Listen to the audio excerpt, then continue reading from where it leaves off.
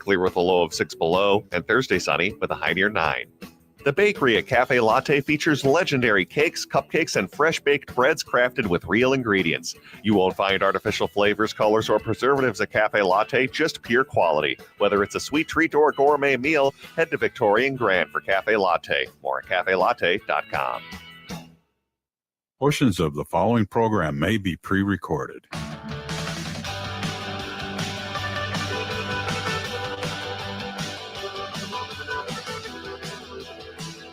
Broadcasting from the studios of AM 950 KTNF, the progressive voice of Minnesota, and airing on WCPT 820, Chicago's progressive talk where facts matter. Welcome to The Gaily Show, the only daily LGBTQ radio news and talk show in the United States. I'm your host, John Parker. With me in the studio today is my executive producer, Jim Pounds. Hey, all. And in the second half hour of the show, Jake Wittig, managing editor of Windy City Times, and Tammy Nash, managing editor of Dallas Voice, will join us for an urgent conversation that we've been having here locally in Minnesota as journalists of how do you practice journalism when the government is actively and pervasively lying to you.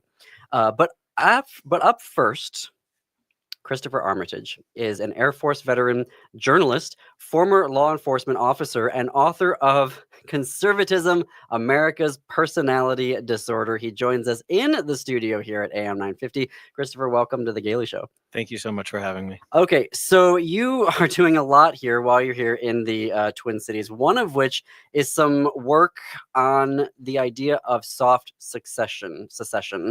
Tell us about that. Soft secession is the idea that rather than drafting some sort of official declaration that you're going to leave the Union, you have an authoritarian federal government. It's a way of really using states' rights to defend something besides racism. You can actually use states' rights to defend reproductive rights, to defend freedom of speech, to make sure that people have universal health care, to defend LGBTQ and everybody's rights under the law. Now, it does that in a more oppositional environment, but also quietly. It's saying, okay, we are going to create as much great legislation as we can at the city and state level, and we're just going to get it done. We're not going to look for federal permission, and we're going to make them work if they're going to stop us from helping the people in our communities. Some of that is anti-corruption, some of it is non-tax revenue to fund public services, and all of that combines to fight fascism through quality governance at the most local level possible. So, okay, when I hear for states' rights, I immediately think of MAGA trying to roll over all of the queer rights that we've gotten in the courts or briefly at the federal level. So can you walk us through an example that we could use here in Minnesota around states' rights? Because I know, like, we've had Hennepin County Attorney Mary Moriarty, who said, what are you all talking about? Like, all these agents are absolutely, they can be charged. We can prosecute them here. And we have folks that are trying to introduce legislation when our legislature comes back in on February 17th or on how to hold them accountable. Can you talk us through some examples that you're finding in your reporting in the documentary that you're making of how this might work here in Minnesota, particularly around ICE? Well, a lot of it is about not accepting these narratives that we cannot enforce the law. You know, the criminal code says that it's illegal to commit murder in Minnesota. And so the Hennepin County Attorney, the state attorney general, any law enforcement agency here has that power. And anyone who feels like, oh, what about the supremacy clause or that sort of thing? Well, let me ask you this. If a U.S. senator or an ICE agent were to be, just walking around and strike a stranger off duty, if a U.S. House representative decided to harm their spouse or commit or rob a bank, you wouldn't say, well, we need to let the DOJ or the FBI handle that. You would say, well, they broke the law here and that's against our state law. And actually, Donald Trump himself knows this very well because he's been prosecuted by the federal government and the state government concurrently because they can actually, there's dual sovereignty in the United States. And so we shouldn't have to fight as hard as we do to say, hey guys, we actually have more power than we're using. But the thing is conservatives have mostly racist, really bad people, whatever term you want to use, they have effectively weaponized the idea of grabbing power wherever you can take it to meet your ends.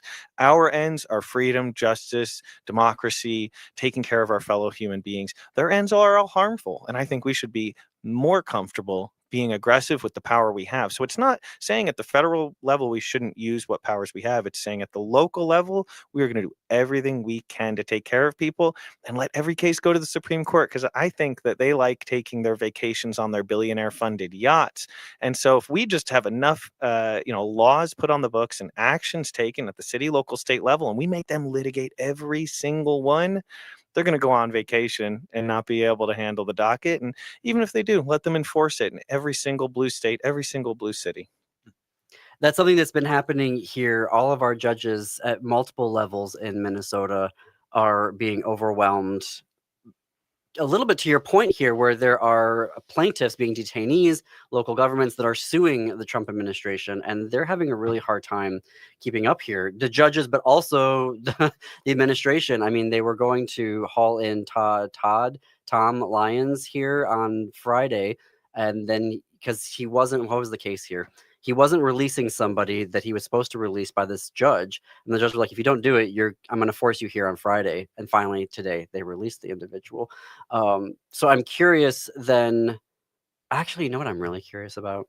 Can I ask you, Christopher? Please. Because I've only got you for a really short Yeah, period of time. course. You're a journalist, you're a documentarian, you are an author.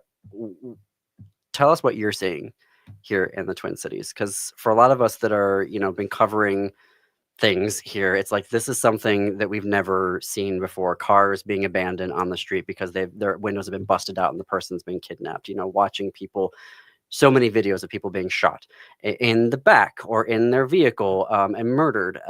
What are you seeing here as you're coming in now and covering the Twin Cities? I'll tell you that I see something that inspires me. Like every single day, I see this community coming together, because there's nothing like external threat to bind a community together. And I there's some stories I cannot go into specifics on about me going around town and say, wanting to print flyers to hand out to activists, and we're talking about like $200 worth of flyers, like 5,000 of them, and being told it's on the house. And like that, actually, like things like that are happening every day. I needed my first day here. I flew from was here a few weeks ago, and I'm back again. I came from a trip to Barcelona short and got here as quick as I could, so I didn't have cold weather clothes. And so I run out, and it's 9 degrees, and I don't have gloves or a hat. And I'm filming a little bit at the Whipple building, and I don't stay long. And I go to the thrift store, and I tell the lady, what I'm doing, and she gives me not just a scarf and gloves for me. She fills a bag with others and says, "Give these to people on the streets. I can't be out there, but please be out there." Wow. Every single day I'm seeing that. I've like it is incredible how this community is coming together. So yes, it is horrible, but you look at any community in crisis, a natural disaster or otherwise, and it brings them together. We have you in Minneapolis and in Minnesota are developing a shared identity through this tragic, unnecessary, brutal suffering. And it is not good. These things don't happen. And you say, well, boy, we're really lucky that those terrible things happen. But just like losing a loved one can lead to you becoming closer with your siblings, for example, we are as a country looking to this community here, and I am seeing inspiration. I am seeing this every day. I am motivated by what I see here, because the people on the street, this community, are taking this moment seriously. They're learning every single day, and they are not just showing up consistently, they're showing up stronger. They're building strength. That inspires me. So thank you to the community out here. We're talking with Christopher Armitage, journalist and author of Conservatism, America's Personality Disorder, also a member of the family, the queer fam. You are a veteran, and I know you're doing some work around maybe reading the Constitution to these the occupying force here in the Twin Cities. I'm curious, as a veteran, what are you hearing from other veterans? And what do you all like this activism here around informing, educating ICE and Border Patrol about the Constitution? It's really interesting. I mean, I feel so much of the shared community when I talk to fellow veterans, because there's this sense of, you feel that way too. I feel that way. And this idea that I signed up to defend the Constitution. When our country was founded, this is what our veteran community, I feel like a lot of conversations we're having. When our country was founded, they started out by saying, we're going to set the basic rules as being how to avoid tyranny. We're not starting out with what the government's allowed to do. We're starting out with what they're not allowed to do. And what they're not allowed to do is stop you from criticizing them. What they're not allowed to do is arrest you for no reason or go through your things for no reason. And they set these rules out as the very clear baseline. In that moment, we are seeing that totally destroyed in my fellow veterans. Coming out here, I feel like I'm going on a deployment again because I'm like, okay, cool. I'm on a mission. I have a job to do. I'm here to defend the Constitution, and I have rules of engagement. And the other side does not play by those rules, but we hold ourselves to a higher ethical and moral standard. And I'm so grateful for everybody out there. But the veterans, I'm so excited, and I'm to continue to work with veteran communities, because I think over the coming years, we are going to continue to build these coalitions that will learn to show up in their own unique ways and have a lot of diverse strategies for fighting back. There's this maybe idea, you can help unpack this for us, of the idea that folks who are in the armed services and our veterans are more likely to be supporting what the Trump administration is doing. Give us some nuance to that as a veteran and a former law enforcement officer. Like, how accurate is that? That's a really good question. So I'll tell you, it's really exemplified by two people I know. One of them, we served together. We met at the gym, lived in the barracks. Good friend of mine, about to go visit him. His wife's pregnant, very excited. He was telling me, what about the good stuff Trump's doing? And I was like, oh my God. And he mentioned some policy that I was like, that's never going to happen. He just says it and they announce it on the news and they don't do it. But he was totally clueless about what's happening here. I was like, you have no idea. I've been seeing this every day, and he had no clue. He is a lot of Like these here in people. Minneapolis. In Minneapolis, sorry, yeah. And what's Wow. happened? He was like, wait, you mean they'll just like slap your phone out of your hands for filming them, and then tackle you to the ground, and then lock you up for a couple days with no phone call, and like all this stuff? I'm like, yeah, I saw somebody singing a silly song, and they got the crap beat out of them, and they got hauled away. And he was like, that's crazy. And so he was totally clueless about it. He's just your Joe Rogan type listener. That is a subsect, and breaking through information bubbles is the biggest part of that. And I have friends who are law enforcement officers who are like, oh, I don't feel good about this, but they won't connect it to Trump. Like, you will not be able to get them to criticize Trump. It's weird. There's some odd psychology to it. I think we have more to be gained by just really aggressively, I hate to say this, like Tea Party bad, Tea Party 2.0 for justice, humanity, equality, in the true spirit of this nation's founding. That's what we need to talk about. Whatever you want to call it. I know that name sounds icky, but look, the Republicans called themselves domestic terrorists at their convention in 2023. They literally had a banner that said, we are the domestic terrorists now. They're happy to weaponize or take any term that they want, and we shouldn't let them label us. We can call ourselves whatever we want. And I'm proud to be more of an originalist than anyone on the Supreme Court. I could talk to you forever, and we're already out of time. You come back in the next You've few been days, listening. Seriously, standing invite. Christopher Armitage, journalist and author of Conservatism, America's Personality Disorder. Real quick, how can folks connect with you? You can find me by searching The Existentialist Republic on Google, and that'll bring you to the Substack. Also at The Existentialist Republic on YouTube. Perfect. Thank you, Christopher. Friend of the show. All right, we're going to have a very quick break here. Again, more on The Gaily Show on AM 950 Radio and WCPT 820.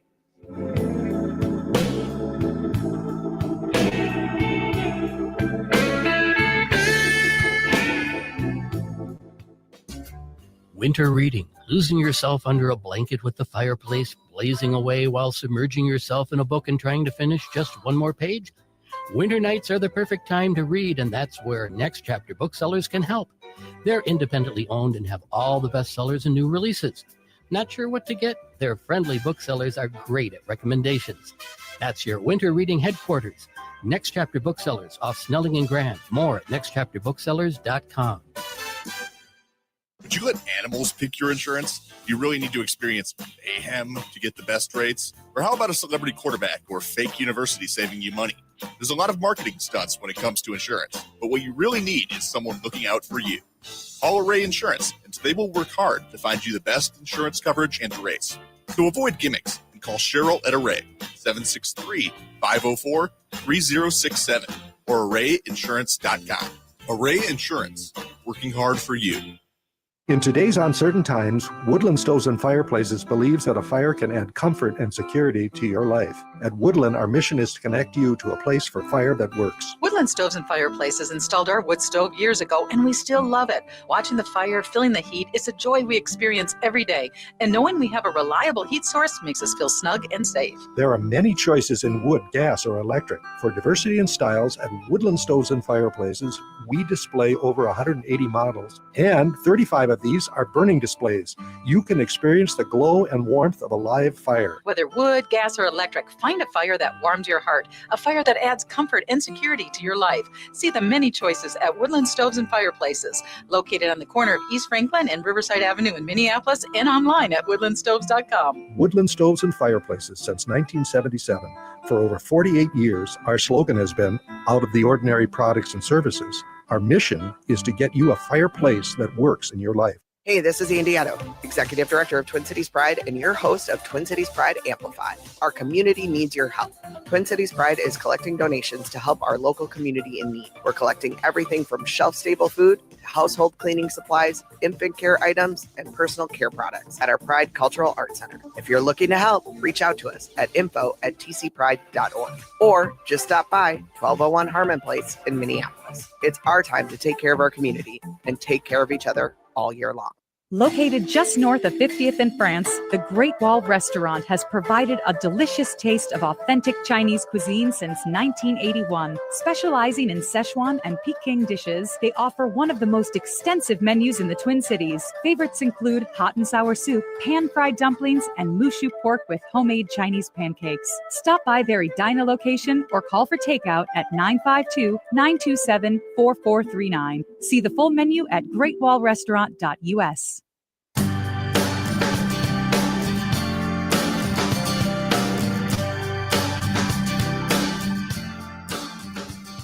Welcome back to the Gaily Show. I am John Parker. We are coming up on the bottom of the hour in studio with my executive producer, Jim Pounds, Christopher Armitage. Wow.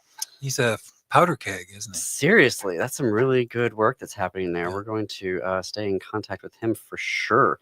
And impressive really that he's a great work. veteran, that was in law enforcement. This is somebody that's not philosophically motivated, but truthfully motivated by his own experiences, which is impressive. Exactly.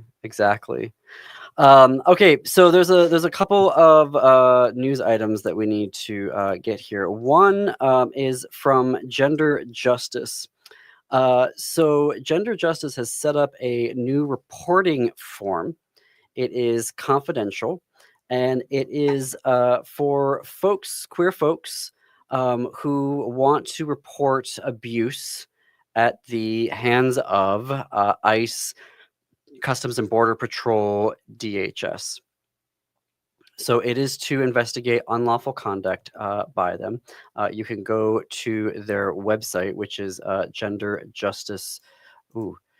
Gender Justice. .us. I was gonna say .com. I'm like, I know it's a .us. It's a .us.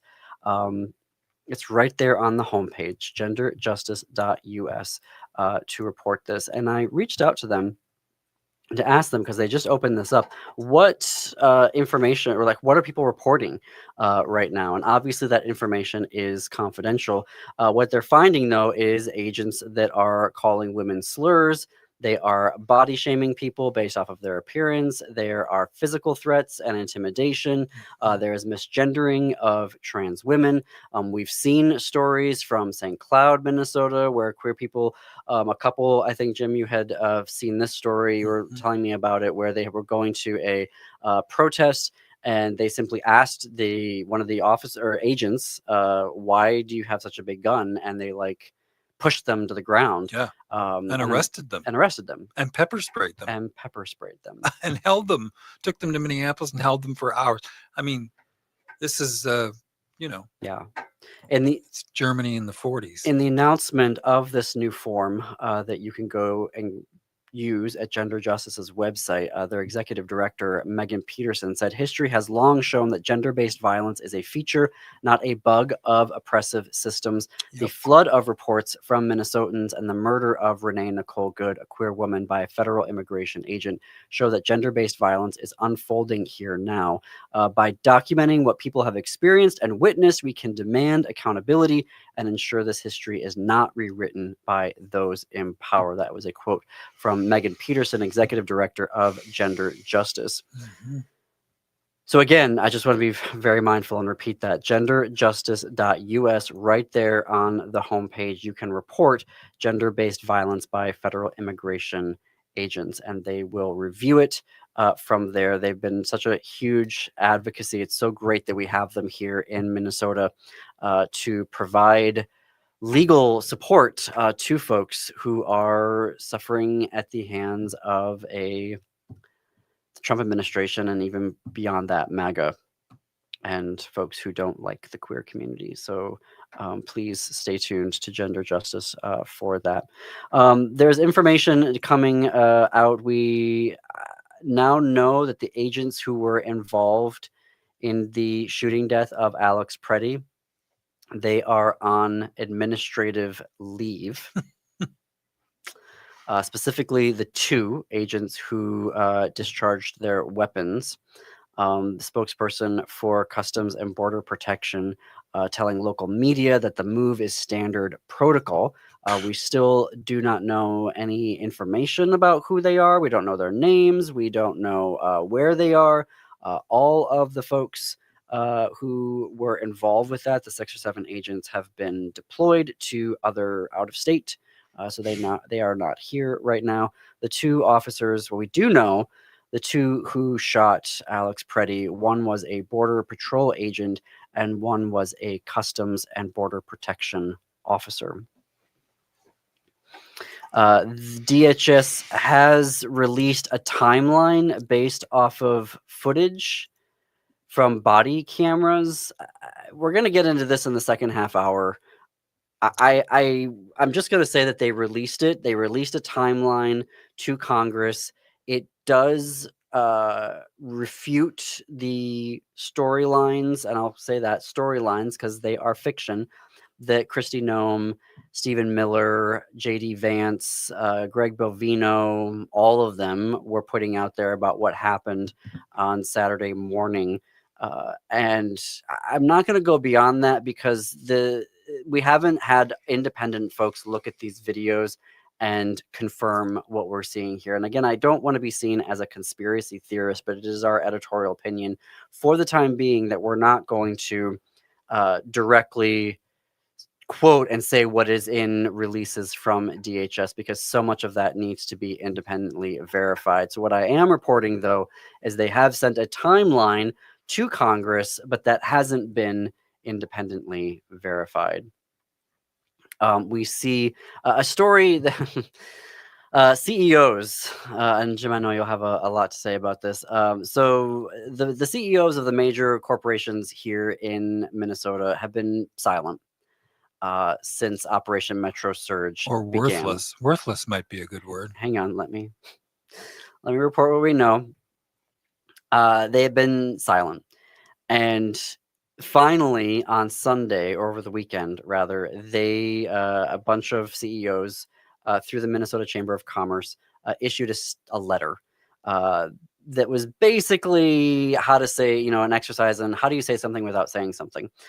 They called for de-escalation. They called for people working together, et cetera, et cetera. Well, today there was the announcement of a fund to support small businesses that are being negatively impacted by Operation Metro Surge. Now, the fund is being managed by the Minneapolis Foundation, and the initial amount is $3.5 million they're going to use in grants that they're going to disperse to smaller organizations to support these businesses. Now, I want to note that there's already reporting that immigrant-owned businesses have been losing 50% to 100% of their revenue because of Operation Metro Surge. Obviously, there's a negative impacts. North Star Policy Action organization says we're losing about $80 million a week. Conservative estimates based off of what Operation Metro Surge is doing. So how many Minnesota companies, Jim, funded this $3.5 million?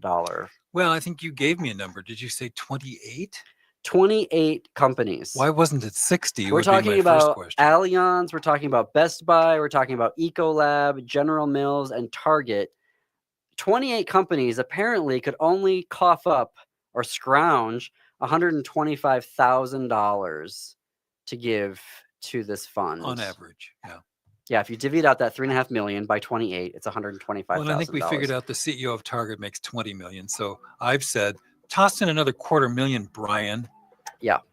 Well, he's only CEO for another few more days, and then he is out as of January 31st. You are listening to The Gaily Show. We're going to have Tammy Nash and Jake Wittig when we come back. More after this very quick break.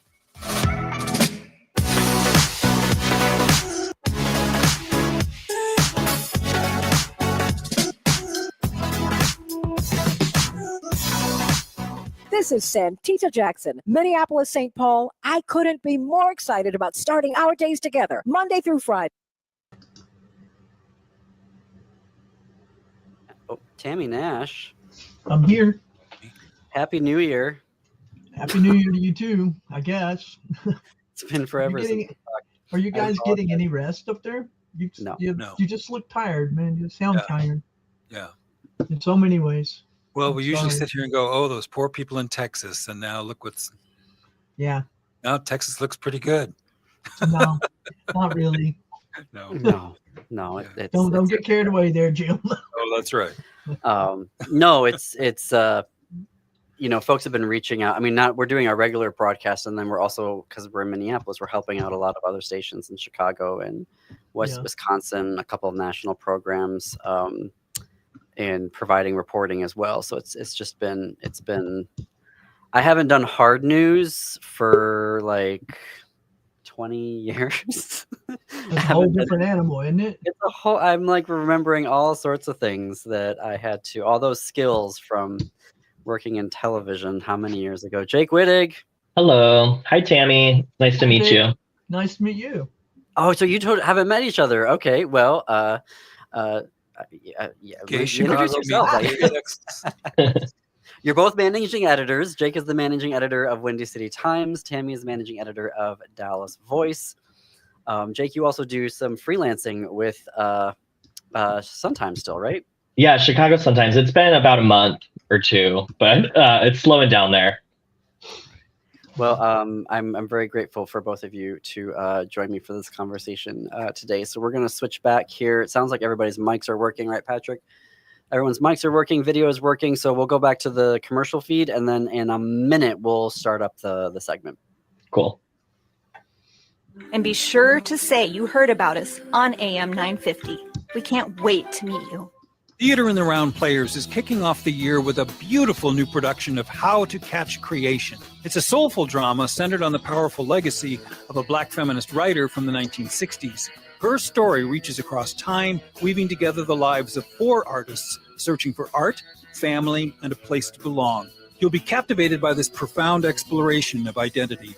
Experience How to Catch Creation at Theater in the Round now through February 8th. Tickets at theaterintheround.org. With your AM 950 weather, I'm Brett Johnson. Look for sunny skies today with a high near 8, tonight clear with a low of 6 below, and Thursday sunny with a high near 9. The bakery at Cafe Latte features legendary cakes, fresh baked breads crafted with real ingredients. You won't find artificial flavors, colors, or preservatives at Cafe Latte, just pure quality. Whether it's a sweet treat or a gourmet meal, head to Victoria and Grand for Cafe Latte. More at cafelatte.com. ATNF AM 950, St. Louis Park, Minneapolis, St. Paul.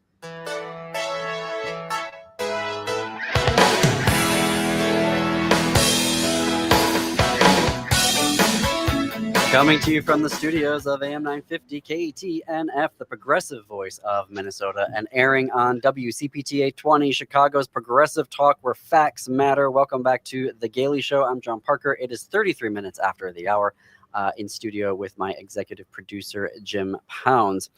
Dallas Voice just started its 42nd year as the voice of the LGBTQ community in North Texas and beyond. You can visit their website for their award-winning reporting at dallasvoice.com and their social media pages on Facebook, Instagram, TikTok, and Blue Sky. Tammy Nash has worked as a professional journalist and is their managing editor, spending more than 30 of those years as a writer and editor for Dallas Voice, the LGBTQ media source for North Texas and beyond. In her spare time, she takes photos mainly of birds and flowers and the dogs. Tammy, welcome back to the Gaily Show. Hey, thanks. Nice to see you guys again. Good to see you again. And Windy City Times has been the voice of Chicago's LGBTQ plus community since 1985. This year marks the news outlet's 40th anniversary of uplifting queer stories, reporting with pride, and chronicling LGBTQ plus history. Visit windycitytimes.com/newsletters to sign up for the publication's excellent weekly LGBTQ plus news updates. Jake Wittig is the managing editor of Windy City Times, where he reports in-depth stories on Chicago's LGBTQ plus community and oversees the publication's growing newsletter operation, and was named by the Chicago Journalists Association the 2025 Journalist of the Year. Jake, welcome back. Good to see you. Hello, it's good to be back. All right, folks, we are used to having Jake and Tammy here to talk about their award-winning reporting and what's happening in Texas, what's happening in Chicago. But there has been an issue that we have been wrestling with here locally in the Twin Cities since the beginning of Operation Metro Surge. And that is, how should media outlets and journalists do their job, provide good quality fourth estate journalism when the federal government is lying through their teeth at you? An example of this, obviously, the murder of Renee Nicole Good, the shooting in North Minneapolis, where they put out a completely bogus timeline of events and what happened with an individual when an agent ended up shooting in the leg. And then we find out a week later, everything they said was incorrect. Then we have the murder of Alex Preddy this past Saturday, an ICU nurse. And throughout the day on Saturday and for the days afterwards, and some still are continuing to lie about what happened in that moment. Now, I wanted to talk to two professionals who I know and I respect, who do this work on a daily basis, who are the real journalists. I just play one on YouTube. Jake and Tammy, how do we do this here? Because we've got folks locally, for instance, who will take a photo of a gun given to them by DHS, public information officers, and just run with it. On Saturday, they claimed it was Alex Preddy's gun. And I'm sitting there going, they've been lying to you. This is a photo of a gun on a chair, in a car, on a car seat. No context whatsoever. And you're running with it as if it's the real deal here. And so how should we be dealing with that? And I guess maybe, Tammy, we can start with you. I mean, how would you approach, with your staff writers, with yourself writing stories, with a government that's just lying at you? Do you quote them? Do you include them? How does that work? Well, in Texas, we're used to state officials who lie to you on a regular basis. I mean, we've got Greg Abbott and Ken Paxton, and they lead the pack of lying people. I'm trying real hard here, John, to maintain. Thank you, Tammy.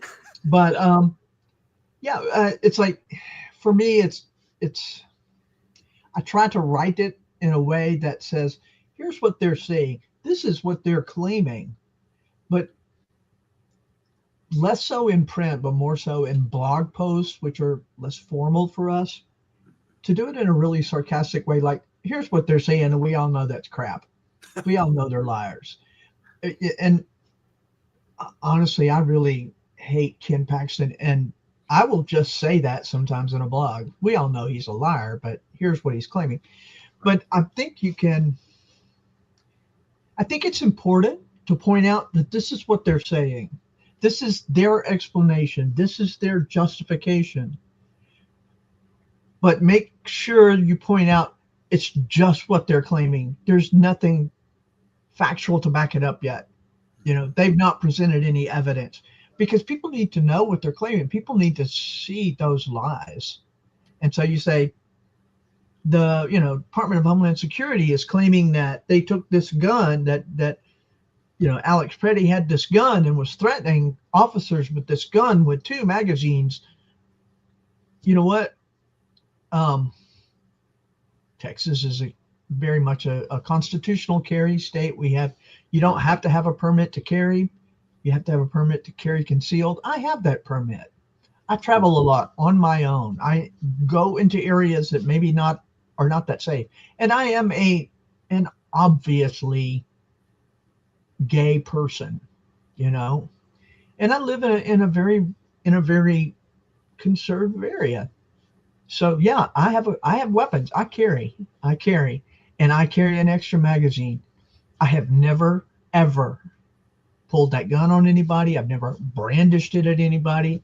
It's there for my protection. It's there in case of an emergency.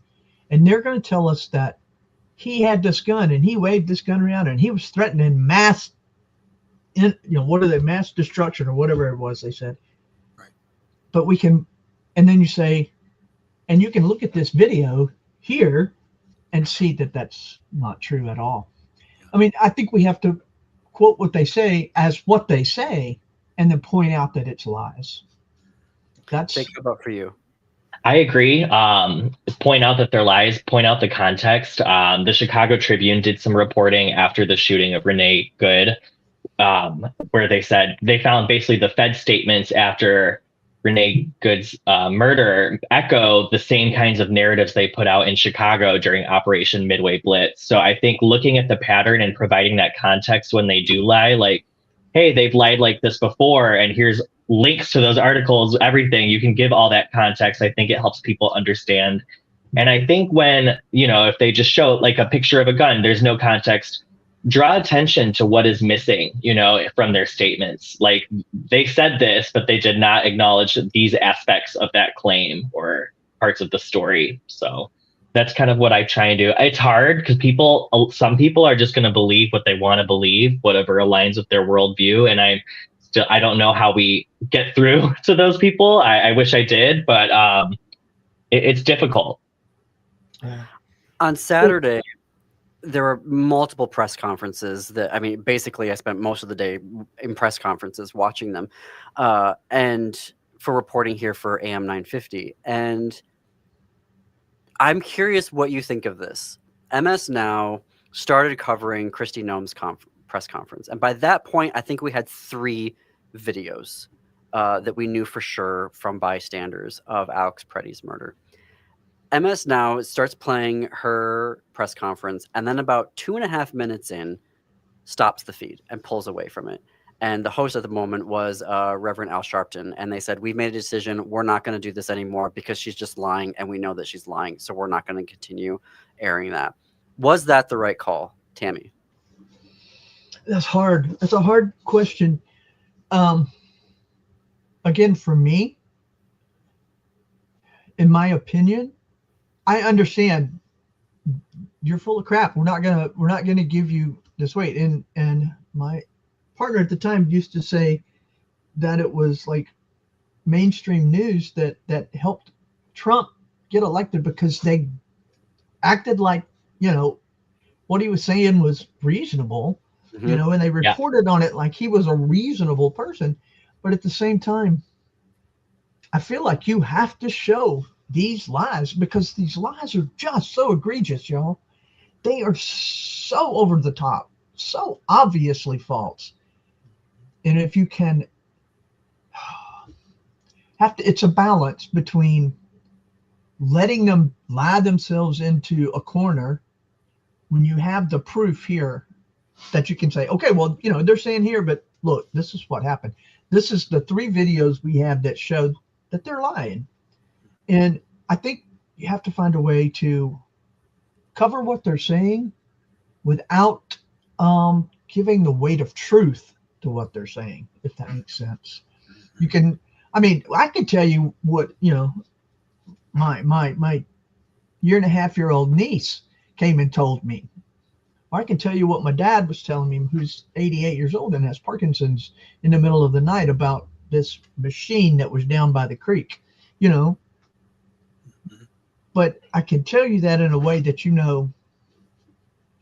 this isn't real, this isn't factual, and I think we have to treat so much of what they say.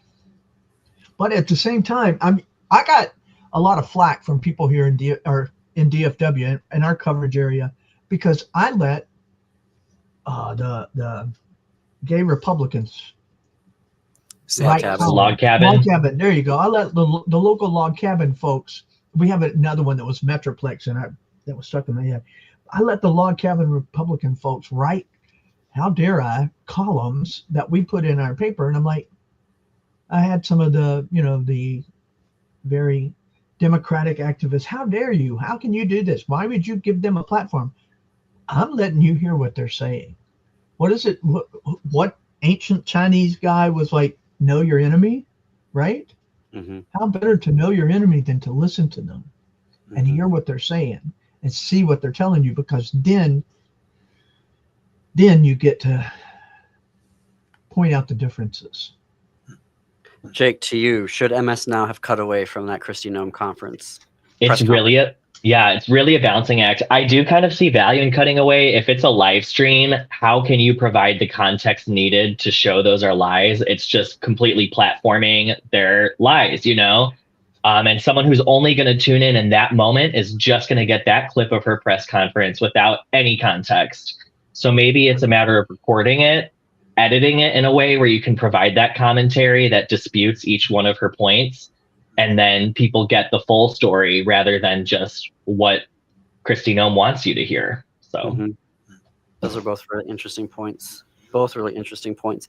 Something I've noticed since Sunday, when we have now 7 videos, I believe, maybe more to come, is how they're trying to characterize it. And I know that newsrooms are trying to be balanced. They're trying not to take sides. And so I keep seeing the word contradict, that the videos contradict DHS story, the DHS version of events. In my mind, I'm like, that is not what's happening here. Contradict suggests a debate.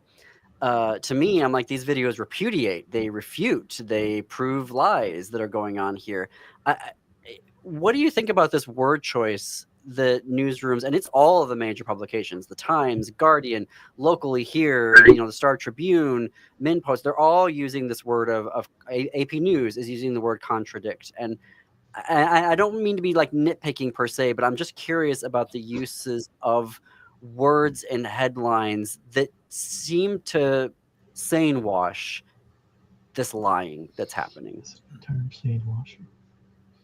It's hard. I'm guilty. I've used contradict before. I just didn't put enough thought into that use of the word. But you're right. Contradict is not accurate there, and it would be the video disputes what they claim or disputes. Yeah. So I think I don't know. There's probably newsrooms that are intentionally using contradict, but some probably like me just didn't put the extra level of thought into the word choice. To me, when you say it contradicts. To me, it's saying, well, this is what they're saying, and here's the video where you can watch it with your own eyes. It obviously contradicts, or blatantly contradicts. Right. You can use some qualifiers there, and I will say this: I'm going to be upfront. I at least in the last year, in everything that revolves around the MAGA cult, I'm not going to act like I have to be fair and unbiased and present their lies as truth. I don't have to do that. I'm going to tell you, here's what the liars said, but I have to fit this. All very interesting points, and I can't wait to continue this. After a very quick break, we're talking with Tammy Nash, managing editor of Dallas Voice, and Jake Wittig, managing editor of Windy City Times. Stay tuned, folks.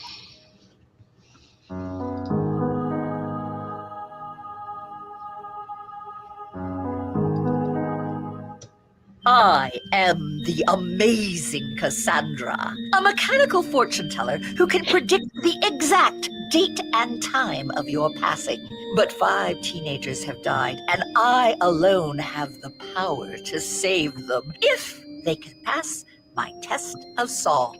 Their musical trials begin January 16th at Lyric Arts Theater in Anoka.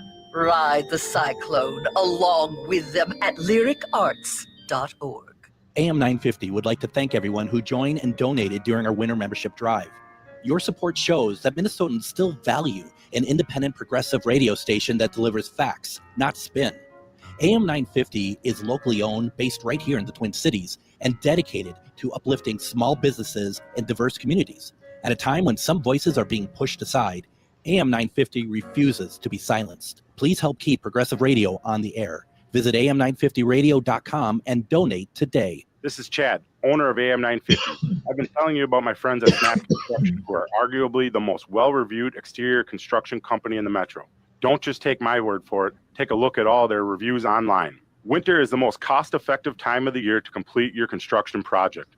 A majority of Minnesotans choose to have their work completed on their home in the summer when they should be enjoying the weather. As a result, the demand for labor in the summer is much higher. The most cost-effective way to improve or restore your home is in the winter due to the lower demand. Right now, Snap Construction is offering an additional 30% off of labor to the AM 950 listeners on your next construction project between now and the end of February. Call 612-333-SNAP and mention AM 950 for an additional 30% off. As always, Snap Construction stands by their work with a lifetime craftsmanship warranty. Don't wait to get a free estimate by calling 612-333-SNAP or find them online at snapconstruction.com. Financing options available.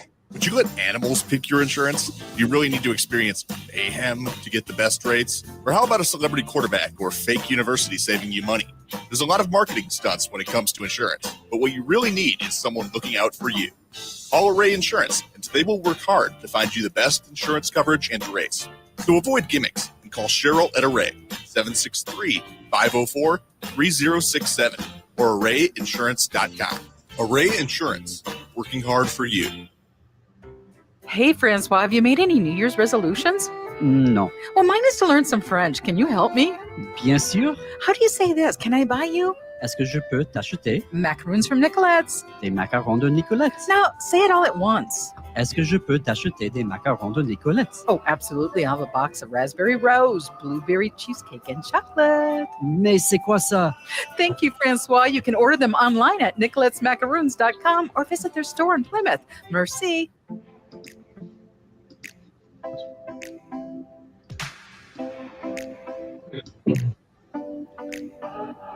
Welcome back to the Gaily Show. I'm John Parker. We are coming up on the top of the hour, having an excellent conversation, important conversation with Tammy Nash, managing editor of Dallas Voice, and Jake Wittig, managing editor of Windy City Times, about how to practice good quality journalism in an era where the federal government is spewing lies at us 24/7.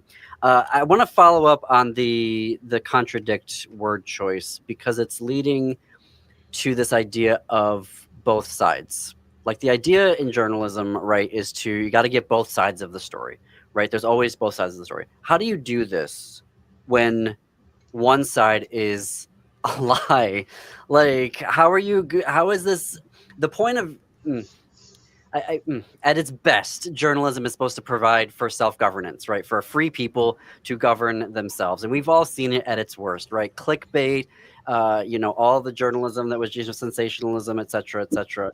But this idea of both sides.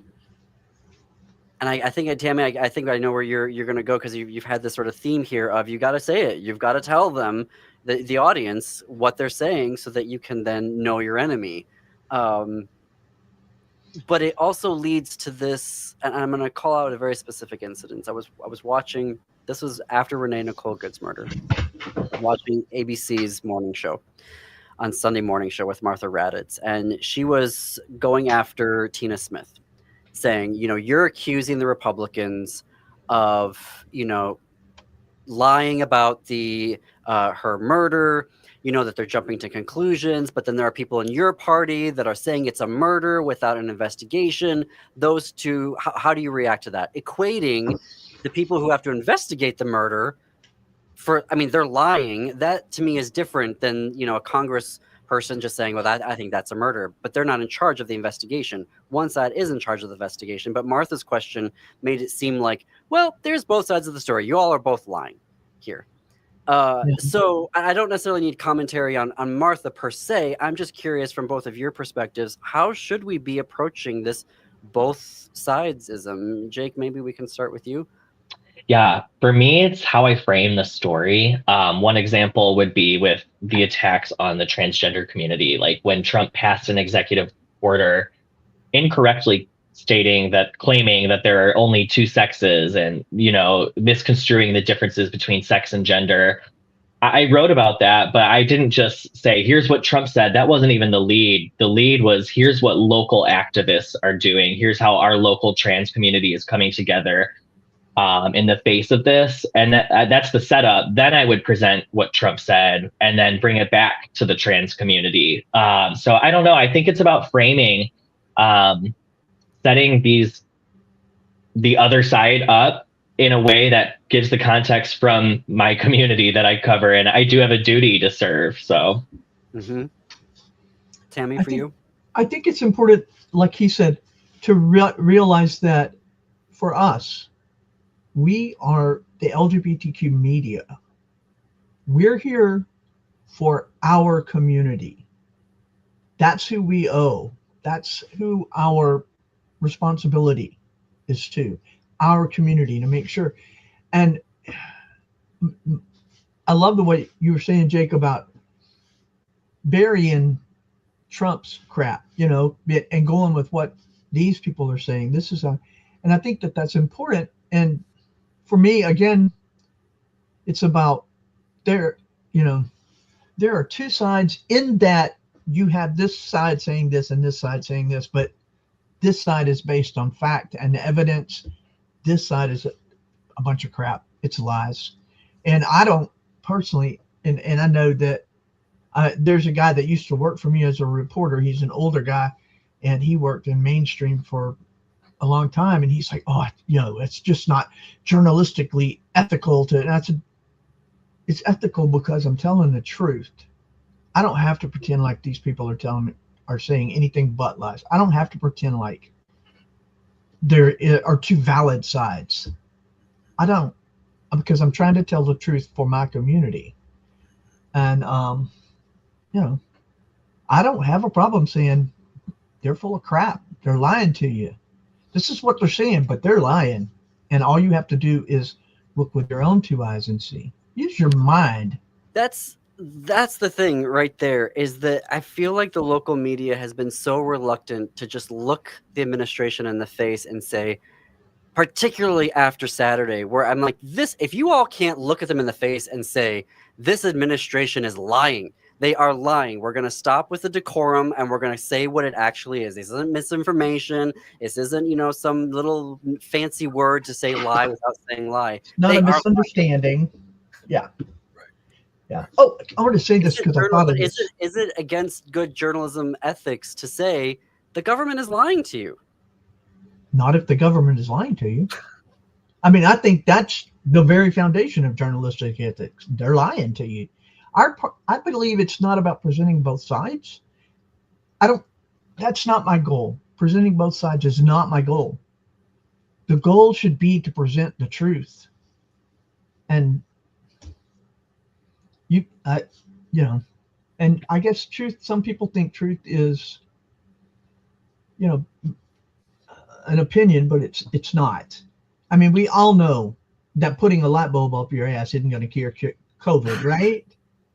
I got about a minute left. Jake, I want to give it to final word to you. Yeah, I mean, and I similar approach to Tammy, but there's other, I guess, more traditional journalists who might look at me as an activist more than a journalist. But I don't care, So what, I have an agenda. Yeah, I work for an LGBTQ news outlet, and I want to uplift queer people and help queer people succeed and have rights. So whatever, call me an activist. I'm still doing journalism. We're going to paint an A on our chest. It's true. This has been so lovely. I knew it wasn't going to be enough time, but folks, go to dallasvoice.com to read all of Tammy's and that publication's award-winning journalism covering North Texas and beyond. Head to windycitytimes.com to read all of Jake's award-winning reporting on Chicagoland. And for folks in Chicago, up next is Democracy Now! Talk about good journalism. In Minneapolis, it is the Matt McNeil Show. Stay tuned after that for Native Roots Radio. And then at 10 p.m. Central, Step into the Unknown with Greg Bakken on Ghost Box Radio. Jake, Tammy, thank you again for your time today. And until this time tomorrow, dear listeners and viewers on YouTube, keep it queer, America. Keep it queer, America.